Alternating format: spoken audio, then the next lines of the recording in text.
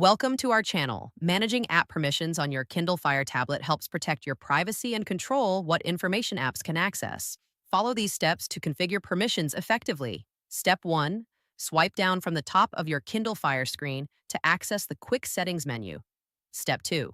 Tap on Settings, represented by a gear icon to open the full Settings menu. Step 3. Scroll down and tap on Apps and Notifications or Applications, depending on your Kindle Fire version. Step 4. Select App Permissions or tap on individual apps to view their specific permission settings. Step 5. Review each permission category such as camera, microphone, location, storage, and contacts. Step 6.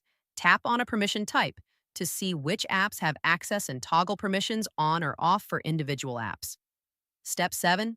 Consider which permissions are necessary for each app to function properly versus optional permissions for enhanced features. Step 8.